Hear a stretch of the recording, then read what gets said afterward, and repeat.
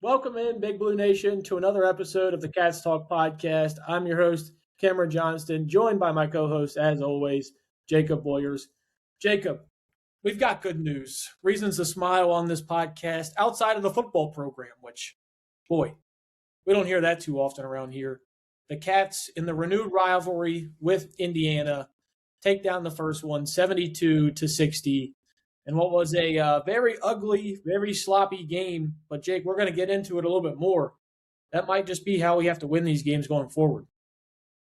Yeah, I mean, it's nice to hop on here and talk about beating a Power 4 opponent and not coming on here talking about a 35-point loss. So, hey, I'm with you, Cam. I don't care how we win these games. It's nice to get one and get it under your belt. And now let's look forward to Saturday and possibly get a little streak going. I mean, I don't know. People are talking. People are saying. But no, obviously not the prettiest game, but at the end of the day, I don't care. I'm happy we got to win. Yeah, we mentioned that coming into this game.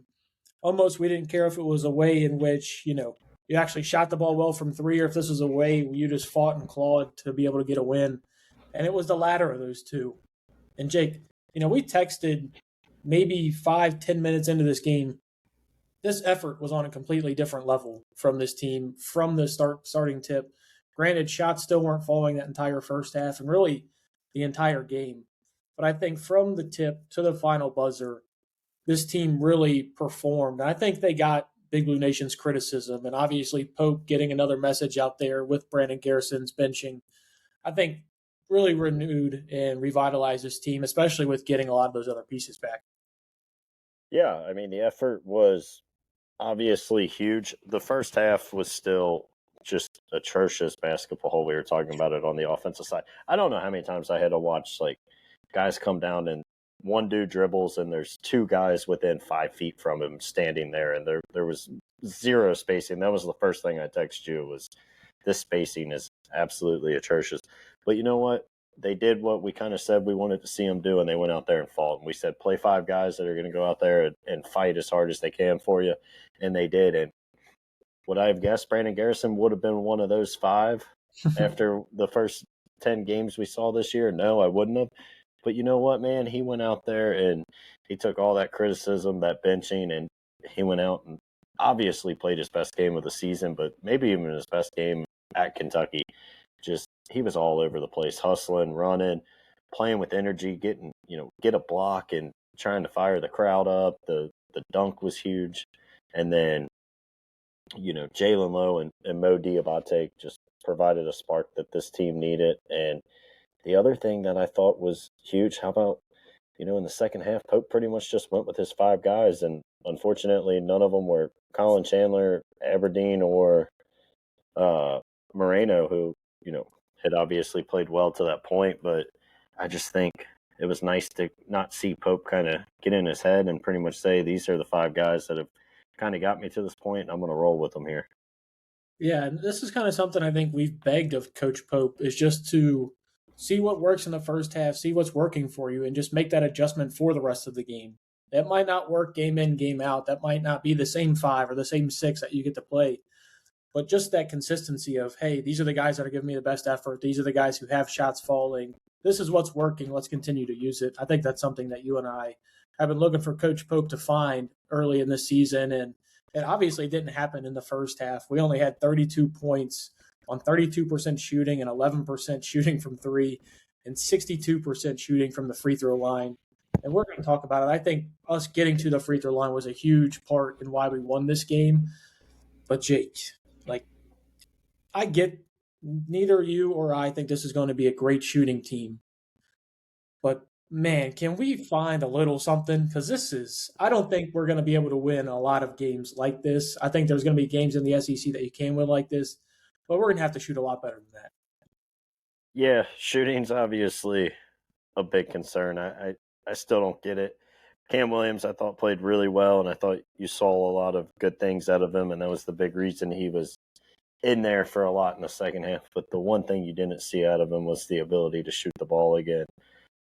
I don't know. I don't know if it's in part offensively, but at the end of the day, we've talked about it. These guys are getting pretty solid looks. So like if you can't shoot in Rupp with, the crowd there supporting you and everything, a place you're familiar with, then how can you expect to, where are you going to shoot good? And we haven't seen this team shoot good yet this year. I mean, we're kind of getting in like territory where like wide open Otega Owe might be like one of your most like consistent shooters, and that's not something I think either one of us expected to say. And I think that is in part kind of goes both ways. One, it's kind of a testament to Otega's knocking down open shots, but two, I think it shows just how poorly everybody else on this team's shooting.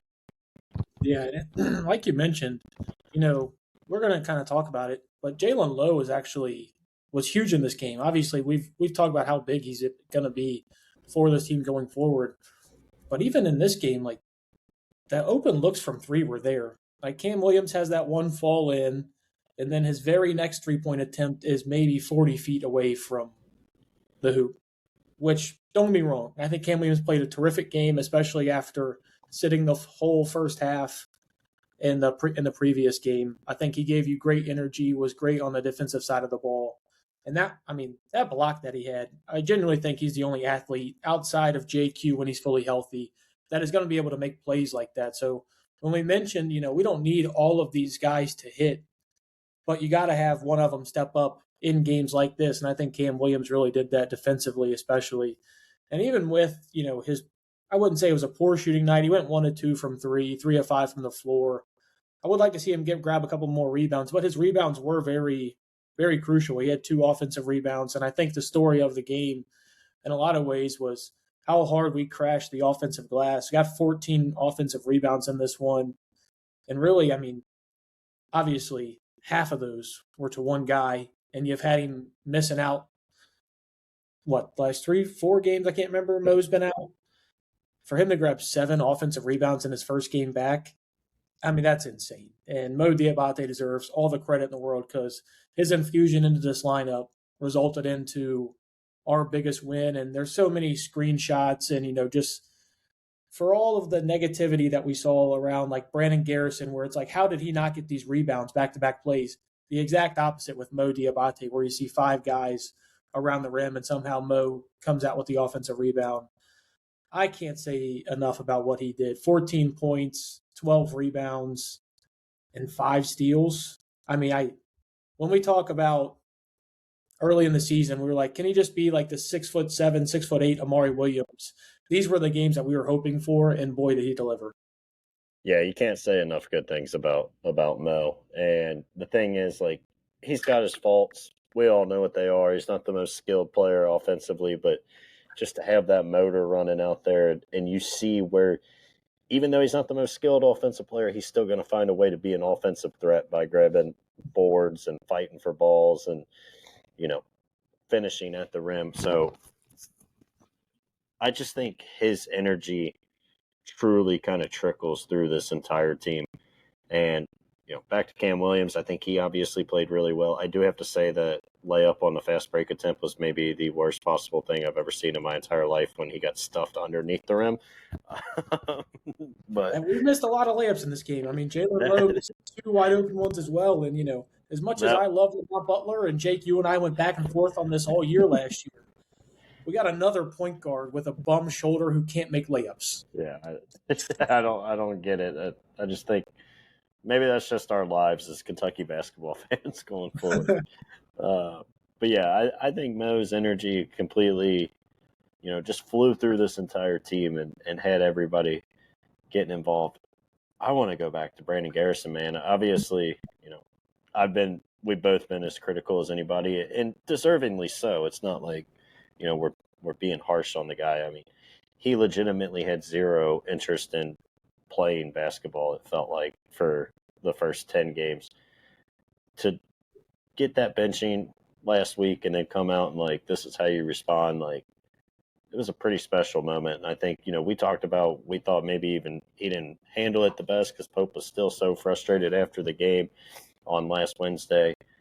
But to come out and just play with that energy, play with that effort, be everywhere. He was all over the floor. It was huge. And, it felt like last year, every fifth game or so would play really well and play with energy. I hope we're not, on that same kind of course.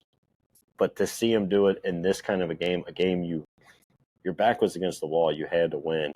And for him to come out there and play with that level of intensity, I think was pretty special. Yeah, and you mentioned it there. It's just about getting him to do this consistently. Because look at the stat sheet. There's nothing crazy that blows you away about what he did.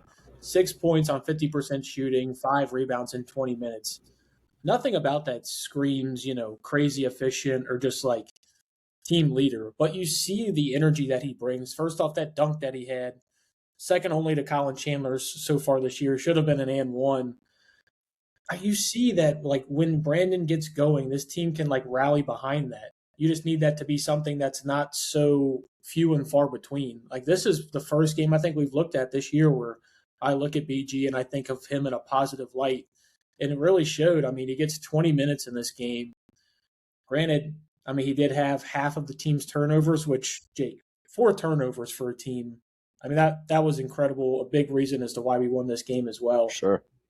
But BG gives you that ability to, even when it's just like little things, like I'm even looking at like the personal fouls, 4 personal fouls, just calls hard shots down low. Like right now, we still don't have that interior presence, and he can really step up and be that. Obviously, we're hoping and praying that maybe JQ's playing this Saturday, Jake, maybe. That's the whispers out there. That's the people are talking. That's what they're talking about, Jake, and we'll have boots on the ground Saturday. I don't know who's letting you knuckleheads in, but somebody first did ever men's basketball credentialed game for the Cats Talk podcast, and it's going to come with Rick Pitino and Mark Pope facing off for the first time. We'll talk about that a lot later. Got off on a little bit of a side tangent there. But, Jake, this team's energy and effort and focus just to, like, the mundane task to where it's boxing out, getting those rebounds. They even technically got out-rebounded in this game. I know a lot of them were on, missed free throws, which we got to talk about that because 38 free throw attempts and only knocking down 25, shooting 66 from the line. If we're going to try and win games like this, we got to start hitting those free throws. Yeah, again, whatever. We'll figure it out. We'll work through it. I don't care. Like, there's not anything that's going to really bum me down about this particular game. But, yeah, you would like to see them, obviously, shoot free throws a little better. And then when you just look at, honestly, the flip from the first half to midway or early in the second half, I think was so big. I'm sure you felt the same way. There was not a period in that first half where I thought like we were going to win this game. The fact we were only down 7 at halftime, I kind of took as a blessing, but I did not feel good one way or another. And then I don't know if you remember it, but it was 49-42.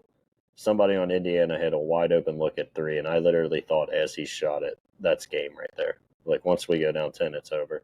He missed, and then the Cats went on a huge run, and I think we even went up 52-49. But just that fight and that spark that you saw with Jalen and Mo coming in at that 14-minute mark or whatever it was there. I'm so impressed with these guys in the fight. Obviously the season hasn't gone how anybody's expected.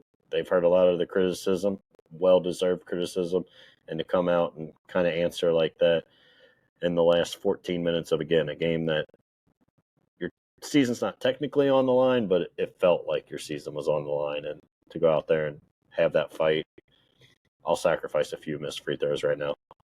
Yeah, to your point, you mentioned the first half and second half, like differential, and what made you feel confident going into that. Just kind of want to look at the minute disparity here for certain guys from the first half, second half. Otega played 13 minutes in the first half and then 20 in the second. Aberdeen only played 10 in the second half.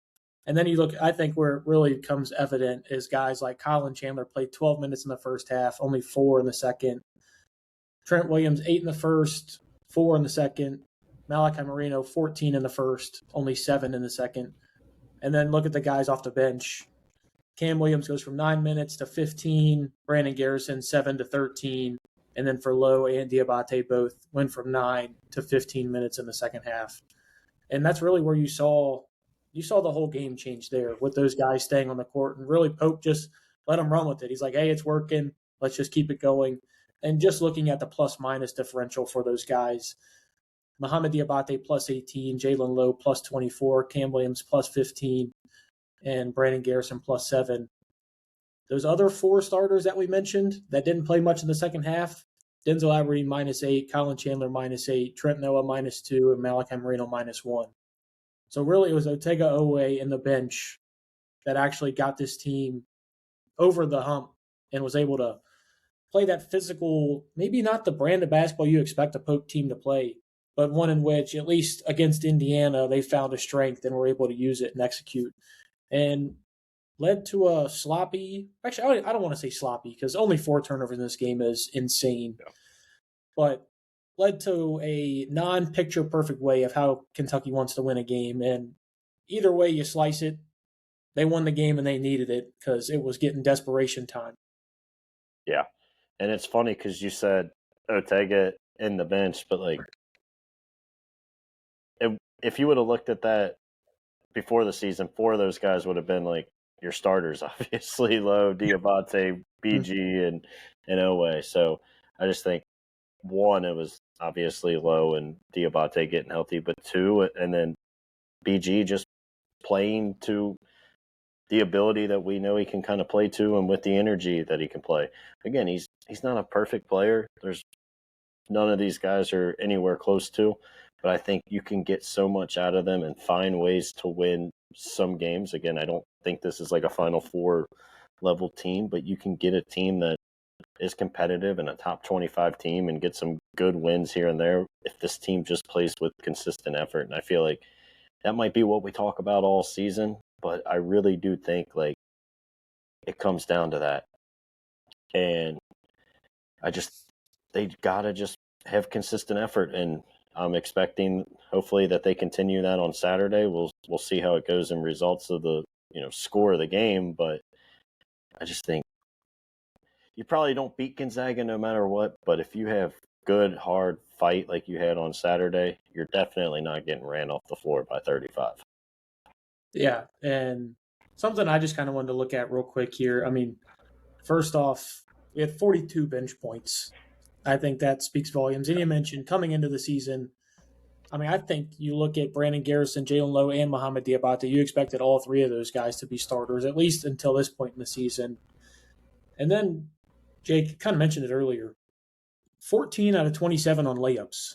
So, like, this game, theoretically could have been worse. Like, yeah. They could have made this to where it was a blowout win. Now, granted, I almost said Louisville. Oh, disgusting. Ugh. I was watching them in Tennessee play, so they're on the front of the brain here. But, I mean, Indiana did their fair share of helping us out as well. They turned the ball over so much in this game. They had 18 turnovers, and obviously their prolific scorer, Lamar Wilkerson, he got his 4th foul with like 16 minutes left in the second half. He was out for majority of that second half, which really allowed the Cats to go on that run. So I'm trying to caution myself and like pumping the brakes a little bit. And, we cover these games game in, game out. So we kind of ride a little bit of the highs and lows of the season. But I feel like this is something they can do similar to St. John's. St. John's is not a good 3-point shooting team. You were able to force Indiana, who was a good 3-point shooting team, into kind of playing your brand of basketball.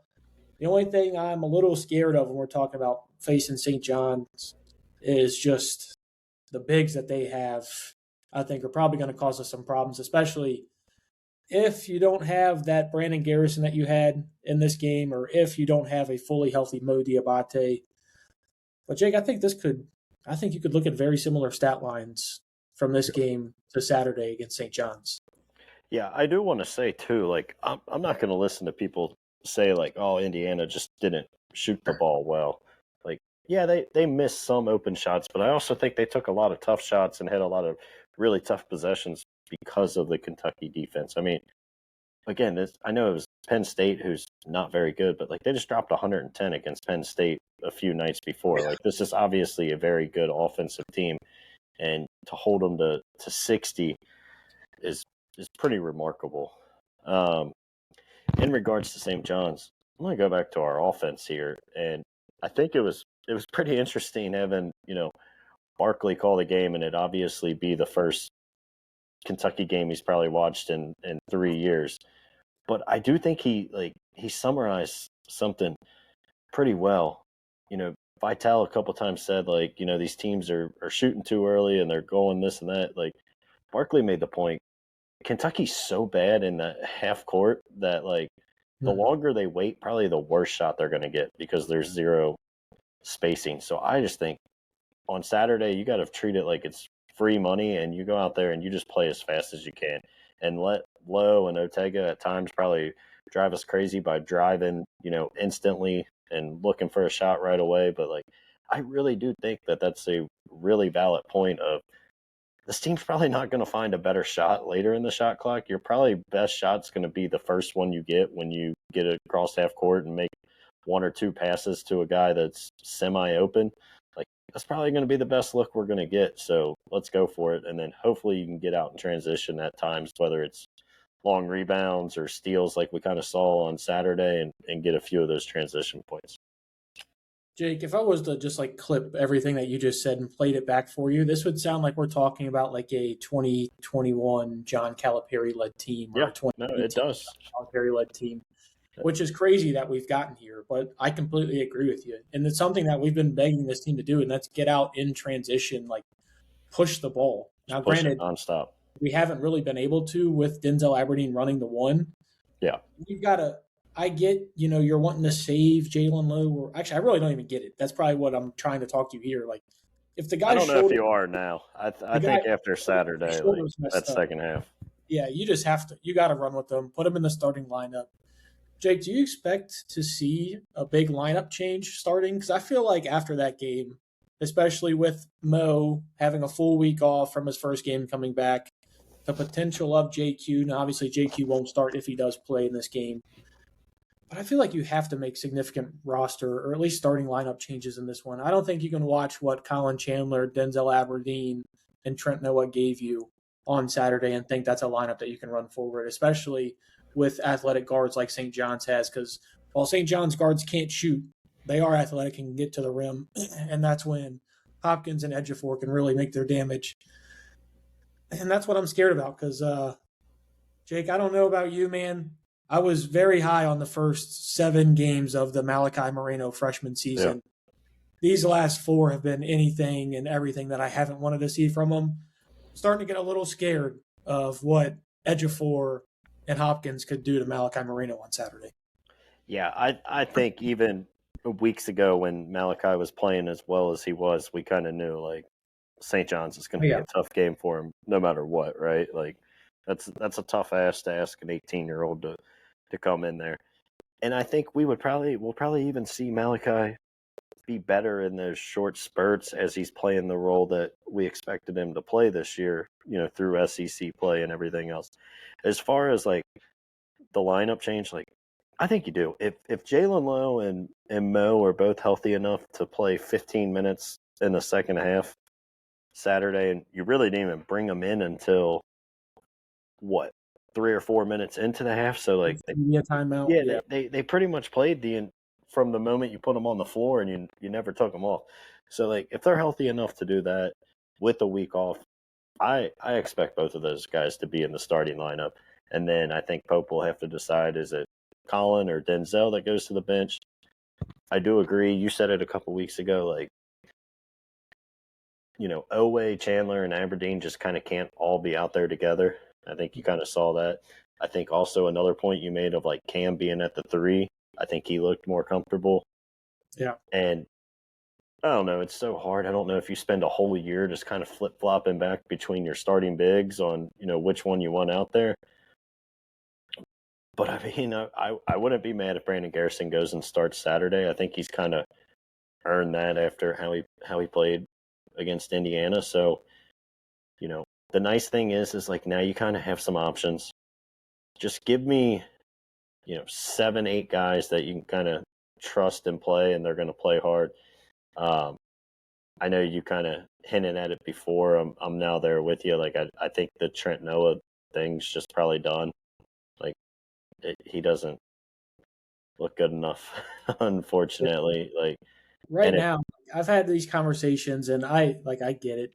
I Like get if you're the gonna fan. have Cam, if you're Yeah, gonna have Cam Williams playing that well, and we expect Colin Chandler to be a little better. If those guys are your two main threes, I don't see a world where Trent Noah fits into this team. yeah, and especially this Saturday. Like there is no world in Yeah, which Trent Noah can play more than a couple spot minutes if somebody gets into foul trouble. And I get the fanfare of everybody wanting the Harlan County kid to be able to strap up with the blue and white and go out there and make these meaningful minutes. But I think you're seeing Pope at least finally start to realize and recognize that. I mean, he had played 11 minutes in this game, didn't get you a single rebound, did have 2 assists, but 1 of 3 shooting, missed both of his threes. And if he's not going to be able to shoot those threes, like right now, if him and Cam, let's just put them both, they're fighting for the same minutes because they're both playing the 3. Yep. And Cam gives you that ability to play the 4. Trent really gives you no position versatility. Like I really don't even know what position Trent plays, so I'm going to be honest. Like if I was asking you and you had to ask me what he plays, he's an undersized 3 that plays like a 4, but he's 6'5". Like I genuinely don't know what he is. Like he played the 4 sometimes last year. You've seen him in the 2, but he's going to get blown by on defense on the 2. He's too slow to play the wing, and he's not big enough to play down low. Yeah, so I mean that's where we're at right now, and everything that he theoretically provides you, Cam Williams does it with a lot more athleticism and size and length. And more upside. Like if Cam gets hot, so much more upside. Cam Williams probably has the best upside on this team, maybe outside of Jaden Gordon's. Cam Williams, I mean, the ability theoretically to stretch the floor with that shooting. You saw the athleticism to block that 3. Like we don't have many guys. I mean, even over the last 4 or 5 years, that could have done that in a Kentucky uniform. To see that, his ability to run the floor, play the 3 or the 4, Trent just can't play much. I mean, he literally has to be we were in serious foul trouble, which in a game like this against St. John's, you could be. You might need Trent to come in and fill those minutes. Jake, something else I kind of wanted to ask you. Are we starting to get more and more concerned with Colin Chandler now that he's become a little bit, I don't want to say a focal point of defenses, but they are not giving him more of those open looks. Looks like he's getting more of those contested looks now, especially from 3. Hasn't really been finishing around the rim well either. Are we starting to get a little bit more concerned about what Colin Chandler is going to bring this team going forward? It's weird. I actually part of me wants to spin zone this into it be better for him. I think there's a real world now that he's had a few of these games. He's not really the focal point. He's playing maybe a little less minutes. That when he comes in, teams being so much more focused on Jalen and Ortega and Mo and possibly even Cam Williams, that it just kind of opens Colin up and you kind of see him in a similar role to last year. I do think we were kind of, I said it. I said that there was a world, even back when I thought before we lost a bunch of games, I think maybe Colin Chandler's our second best player or something. And, he showed obviously some flashes of that. That was probably some fool's gold, but I still think this team could be really good with him being, one of your starters or first guy off the bench, whether you want to go him or Denzel, whichever one, I think. But Colin's a guy that I think he's going to find a role where he plays pretty much 20 minutes. I would like to see him and Denzel practically split whatever that 2-guard minutes are, however you want to do it. And I actually think this is going to get him back into a better role that he's more comfortable, and hopefully he doesn't have to feel like he's got to go out there and kind of be the offense, because clearly he can't be. And, that's not just to crush him. There's not really anybody on this team that kind of can, outside of probably Lowe being able to get to his spot when he wants to, but he's still got to be able to finish. I actually think it's going to put Colin in a little bit of a better spot getting a lot of these guys back. Yeah, one thing I actually still want to see, because we still haven't really seen it, is Colin be able to play with Jalen. Yeah. To be able to, somebody who can get to their spot and give him those more open looks, because right now it's the only guy who can do that. We see when Denzel, I think specifically Denzel and Colin are on the floor at the same time, there just is no offensive cohesion. There is no spacing, because both of them are okay three-point shooters. Both of them can't really create their own shot. They can't create shots for others. I think that's why you've seen like you mentioned, the first half, how stagnant that offense was. There was no spacing. But I don't like if I'm looking at it, you have a sophomore who's got athleticism and is shooting the ball at a higher clip versus a senior who's not shooting the ball well. Like if I'm talking about who's getting those two guard minutes, I get you might have overpaid Denzel Aberdeen, you might have given him the money, but at a certain point, man, the money doesn't matter. You got these guys on the roster, you got to figure out what works. Yeah. No, I agree. And Denzel, like, I think he's just going to be a player that we're going to be frustrated with at times, but like he's also going to make plays that are huge. I mean, he hit a couple big time floaters. It felt like, you know, I I didn't feel like he played good, but like I also didn't feel like he was awful. He did have, I think he airballed a layup. I don't really know how He that's airballed a layup possible. and the mid range shot at some point too. So he Yeah, somehow added two more to his airball total, which but some like the field of 68 might be keeping those stats or somebody like that. So if Jeff Goodman knows, like, can you let me know like how many you how can many? ask him on Saturday. I bet he's at the game. Yeah, if I see Jeff Goodman on Saturday, I'll ask him if he's ever seen a player airball more threes or more just shots in general. Because right now it's not even threes. He's The done it from the layup mid. was the layup was tough. That was a tough look. He's done it Uh, from the up. But the one thing I kind of wanted to mention because I think those are two that are going to be with Jalen coming back, hopefully at full strength or at least as much as full strength as he can be. Those well, are two guys that are going to be battling for that spot because well, obviously, one more quick point. I don't think it's just those two guys. I think now with Cam playing the three, it's really like those three because you're going to play Otega and Jalen Lowe, I think, for most of your games. So it's who's going to be that third out there. if And if I'm going to be honest, I think they're going to find a way to have either Denzel or Collins start, just to have Cam Williams come off the bench. I well, think they. start, yeah, but I just mean like the majority of your minutes and second halves. Like, are we going to see the lineup that we saw in Indiana? But my point is, like, Otega and Lowe are going to be out there. So it's really Colin Denzel and Cam Williams fighting for that third wing player. Yeah, and where I was going with it was I genuinely think like as long as you have like full effort Cam Williams and there's not anything that gets him benched for an entire half, I think his role is almost more defined with this team that we have currently than the other two. And that's where I look at it and I think you're really fighting between Colin Chandler and Denzel Aberdeen of who gets those minutes. And I think you know where I stand. I mean, I personally I get that Denzel's been playing a little out of position, but he's also like that's kind of why we brought him in to be that backup point guard just in case we needed it. Yeah. And to go 25 minutes in this game and not record a single assist for a guy who's got the ball for most of that entire time, it's just I don't see the benefit that he's bringing you right now. And I'm going to sound like a broken record because I feel like I keep saying this week in week out. I do think he has a spot on this team and on this roster, and I do think he can be a big part into however far this team goes. But I think what you saw from him at Florida last year is his peak, and I think he's already shown that through these first games. Yeah. I don't know. I still think he's, like you said, he's going to play a pretty pivotal role at some point. I'm not ready to completely give up on him, but that's also like we knew this was going to happen, right? There's going to be guys that get left behind, and it's because you brought in so much depth. Like by mid-January, like this rotation's got to be locked down to like 8 guys. Like everybody else in the country does it. We got to figure it out. And yeah, you can still technically play like 10 guys, but those last two guys are probably playing 3 to 4 minutes in a game, right? Like just little stretches here and there. And I think when you look at it, like it's going to be one of probably Colin Chandler or Denzel Aberdeen, unless Cam Williams completely falls off. I guess it could be him, but like it is kind of crazy to think one of those two guys probably aren't going to be playing a ton late when you're talking about just everything with the offseason expectations. You thought Denzel was obviously this big veteran piece that you brought in. You paid a lot of money to Colin Chandler. We all talked about the jump we were expecting to see from him, and then we saw how well he played early in the year. To think like one of those two guys is probably going to be playing very few minutes here in about a month, but I think it's going that way. And I mean, if you made me pick between the two, I'm probably there with you with Colin for the upside, but I just think it's so insane to think that Denzel's not potentially going to be a part of that.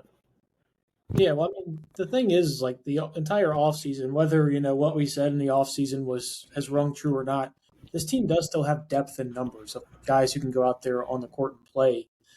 And at some point, you knew this was going to have to happen, Yep. especially with JQ coming back, and you obviously didn't expect this many minutes to be available for this long into the season with all the injuries that we've had. But I think you can look at a box score going down, in SEC play, and I think you'd expect Jalen Lowe and Mo Diabate to play more than 24 and 22 minutes. Yep. I think you'd expect Ortega. I mean, he played 33 minutes in this game. I think that's probably what you're just expecting going forward.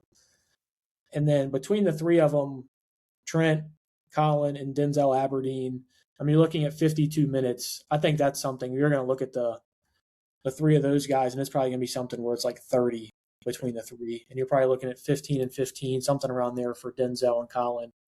But Jake, I mean, there's 200 minutes to go around in a game. Obviously, I'm putting you a little bit on the spot here, but like your ideal lineup, we're talking about shrinking this lineup, getting it down to 7, 8 guys that you feel good about. Like, what does your ideal 200 minutes look like for this team? Oh, I mean, obviously, like it's a tough question to put you on the spot for, but hit me with it. No, I mean, I think if healthy, Ortega and Jalen Lowe both have to play, I think, a majority of minutes. I think they both got to be 30 a minute night guys for you. Right now, without JQ, I'll say, like, you still probably see a pretty even split between Malachi and BG, who starts, who finishes the game. You honestly probably just go over who's giving you the energy and the effort on that given night, but I think they both are probably, depending on the night, one might play 24 and the other one plays 16, and vice versa the next night. And then I think Mo's a guy that's going to play 25 plus. So then,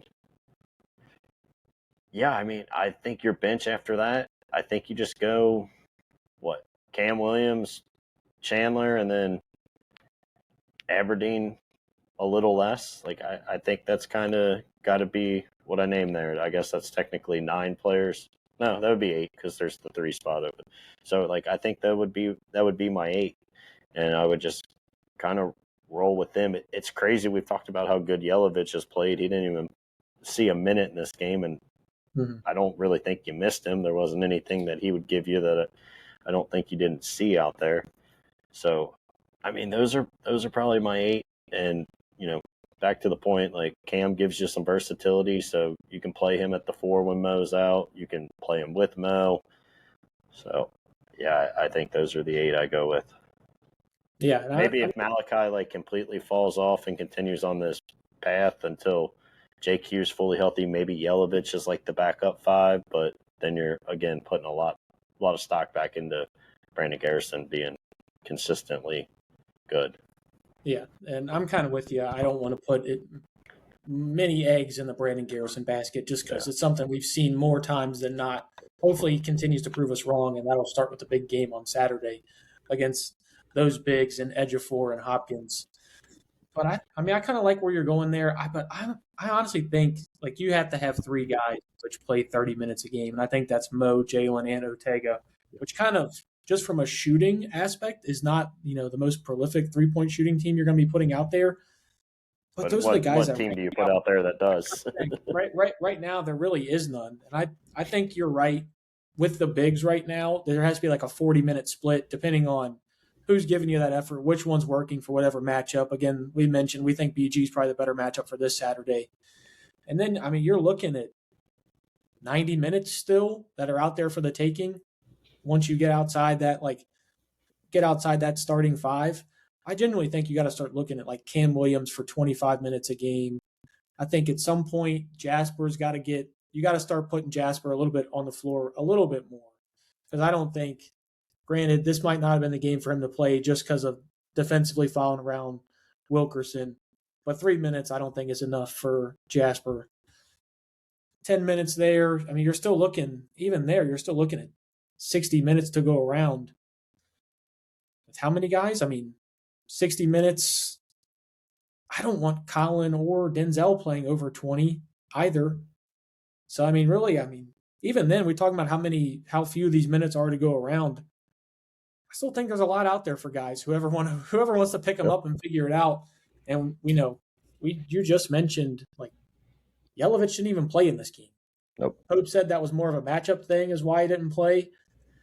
I don't know, man. I feel like we're always hearing stories about how when they're practicing, Yelovich has got to go run the stairs, or he's got to go touch the wall, or he's got to go do this. It definitely could have been something like that.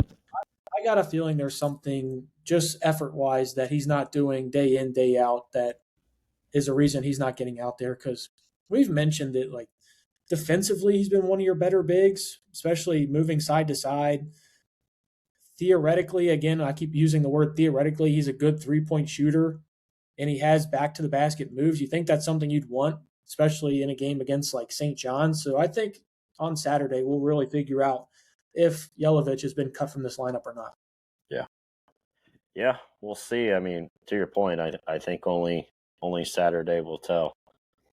You ready to get in and talk a little St. John's action here? We ready to do it? Let's go ahead and talk about what St. John's has done so far this year. I mean, obviously they played Bama really close, lost 103-96. Then they've got two other losses, lost to Iowa State by a point down out there in that was Vegas. a great game.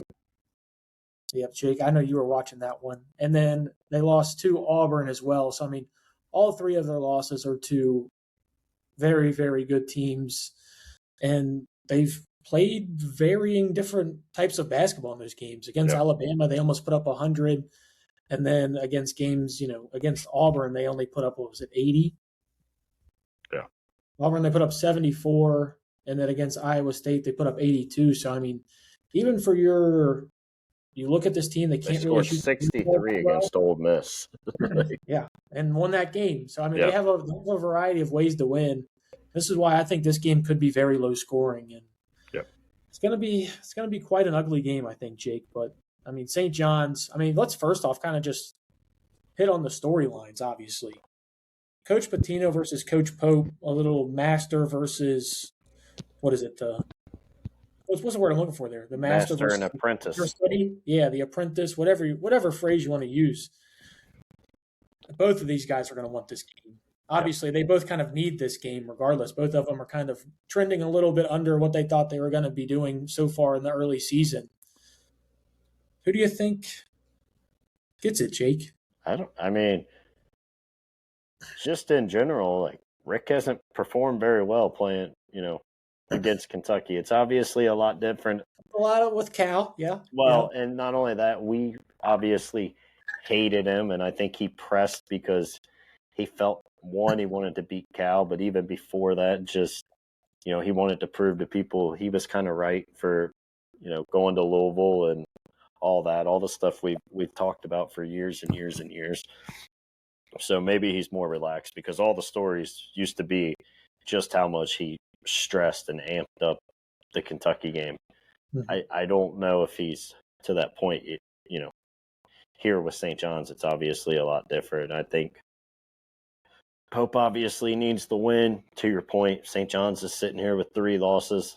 They obviously have some better wins than Kentucky, but they kind of need it as well. I think for Kentucky to win, like, we're gonna have to play as fast as possible because as bad as our half-court offense is against some of these, teams ranked 300 in the net, like, it's going to be really bad against St. John's if we're, getting 20 seconds into the shot clock before kind of deciding what we're going to do. I think we're going to have a really difficult time. So I think we're going to have to play fast. And to your point, I don't really know how we stop their bigs. So we're going to need to try to score. I don't expect this to be like the Alabama game in the, just under 100, but I would be floored. I think we're going to have to try to push tempo and score. I think that's the only path here for success. Yeah, I think somebody who's going to be huge in this game, and we mentioned how great he was in this last game. I think Mo Diabate is going to be huge in this game. Whether he's able to match up. This is a Mo game with Bryce Hopkins. Bryce Hopkins is only 6'8". Yeah, I think it's a good matchup for him.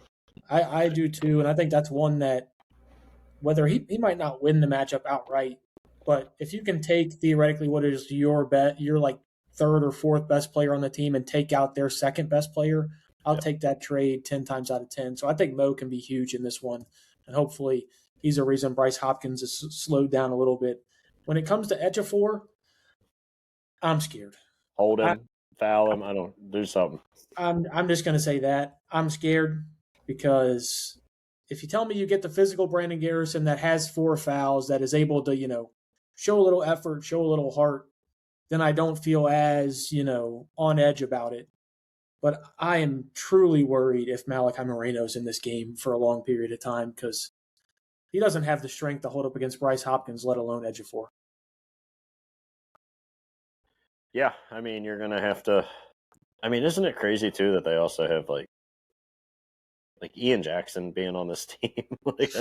That's a name from the name from the past. I mean, I don't know, he's played some solid minutes, I guess. But, yeah, we've said it for weeks now. Like, this isn't going to be the Malachi game. So I do agree with you about, like, Yelovich maybe can see some run. Hopefully,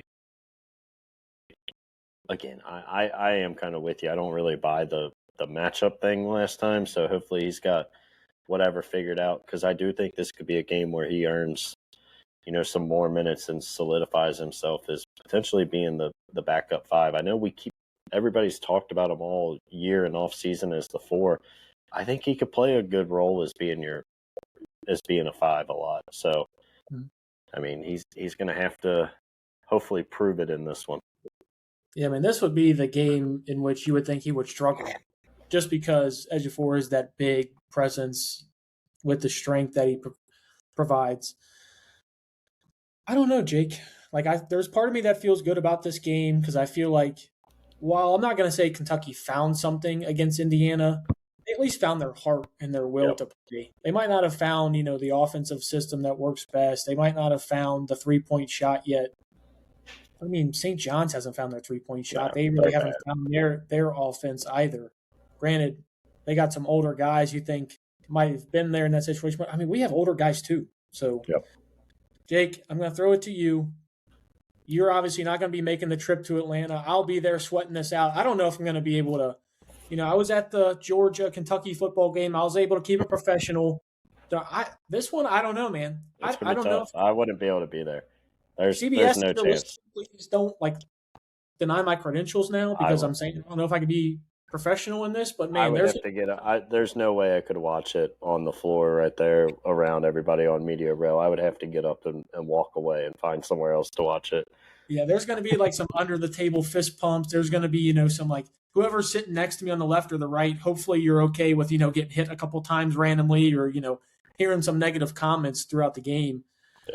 But Jake, this is going to be first off Atlanta, Catlanta. Big Blue Nation gets out to Atlanta. I've been to Atlanta so many times going to the SEC tournaments before it got moved to Nashville all the time. They obviously back in 2008 had that famous tornado that ripped through the Georgia Dome. So many different storylines that go into Kentucky going down to Atlanta. They're going to have a huge presence of fans. Let's just make it tough on Rick. Yeah, he's welcome back into the family. He thinks he's all the way back into the family. Let's go ahead and give him a little bit of the Heisman here and say, not so fast, Slick Rick. You're not all the way back in yet. Yeah, we need to hate him again. I think that bodes well for us again. Looking back to his record against the Cats. I mean, he still has that Louisville tattoo, doesn't he? Has he gotten rid of that? I haven't seen it covered up, so I'm going to assume that it's still there. So. Yeah, so, I mean, that's enough reason to hate the guy in general. But, Jake, go ahead and give me your pick for the St. John's Kentucky game. What do we got? And even, if you're feeling up to it, maybe give me an MVP or who's going to be an unsung hero of why Kentucky doesn't pull out this game or does pull out the game, whatever you're feeling. Oh, man. Yeah, I can go first. I got a score if you want it. I'm gonna say mine, so hopefully you can yell at me and say I stole yours again, and then you can whine. You can whine about going first for the next 6 podcasts like you did last week.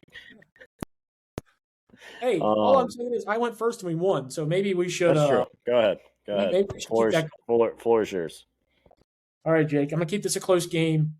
A little bit higher scoring than last game because, like I mentioned, I don't think we're going to go 14 of 27 on layups again.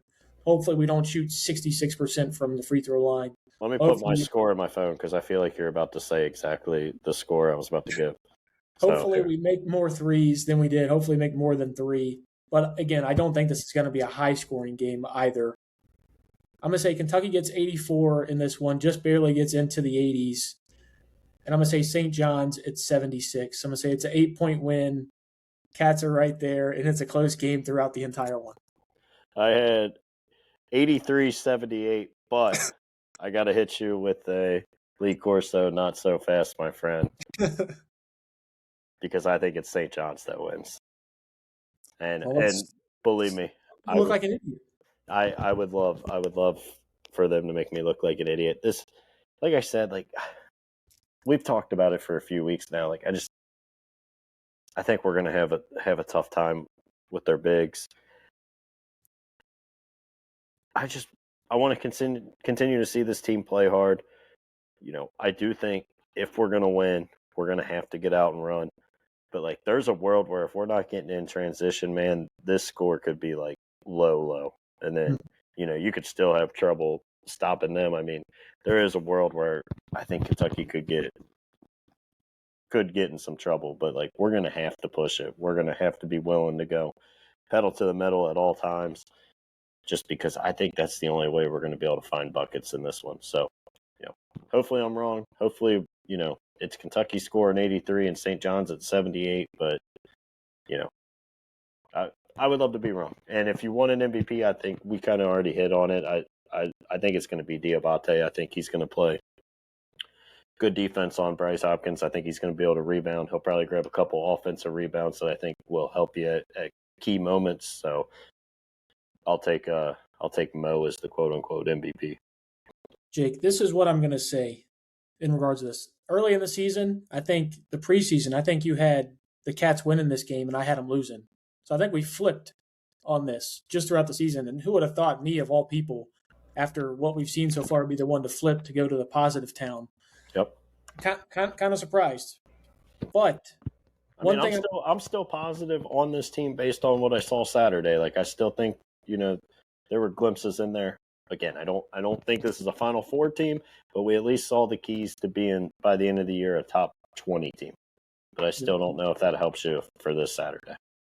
One thing I'll say is if we play guys like we did in the second half, and that is more of their minute total, where you're seeing Jalen Lowe play 15 minutes and a half, and you're seeing us get out on the run, get in transition, attack open layups, and if we don't make them, get to the line, that's going to be huge in this game.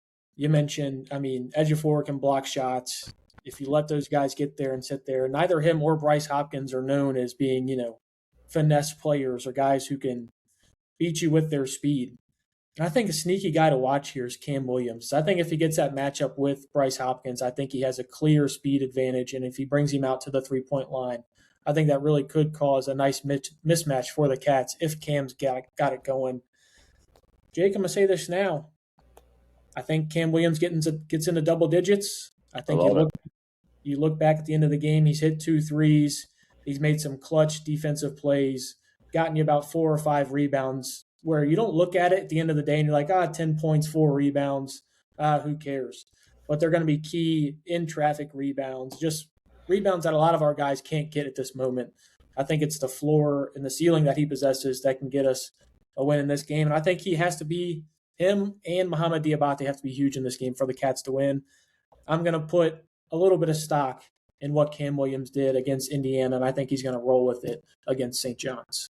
Man, I hope you're right, because if he does play that well, then I obviously think that would be a huge boost for Kentucky to win, because I think we kind of know what we're hoping to expect from Jalen Lowe and Ortega and even probably Diabate to an extent. So if you can get, a fourth option that I think can bring you a lot, whether it's him or BG playing with a ton of energy and making some plays, I think obviously that could kind of will you to a W. Yeah, and Jake, let's hope you're wrong. I love it when you're wrong, especially when I would love to be wrong. and I'd love to have my preseason picks wrong. Big Blue Nation, Cats Talk podcast on the road. Women's volleyball, Final Four. Yeah, you almost made me forget. You almost let me forget, Jake. Kansas City for the Final Four. A volleyball school, as Jake has been saying for what, about a month now? Hey, it's the one UK sport my wife will watch with me, so we've been tuning in. And I'm right there with you, man. It is electric watching those ladies play. And, I mean, they're just studs. I mean, you want to talk about feed the studs. Feed the studs on the volleyball team. There's Eva Hudson. I don't even know what you call it. Yeah, the two hitters. I guess you call them hitters. I don't know. I can go wake Miss Kate up and have her come down here, and she would give a 20-minute insight on why they're so good. But from what I noticed, those girls just hit the ball probably as hard as anybody I've ever seen hit a ball. And I think if I tried to, hit one back, my arm would be sore for months. So I'm right there with you. They got a level of athleticism I don't think you and I can compete with at this moment in time. But Jake, we're going to be down there in Atlanta, credentialed for this. So we're going to have access content for you all weekend long down in Atlanta. And Jake, guess what? Outside of that, big weekend for the football Cats. Jay Bateman and Texas A&M play this weekend, our defensive coordinator, and obviously Will Stein as the offensive coordinator for Oregon. He's going to be playing this weekend as well.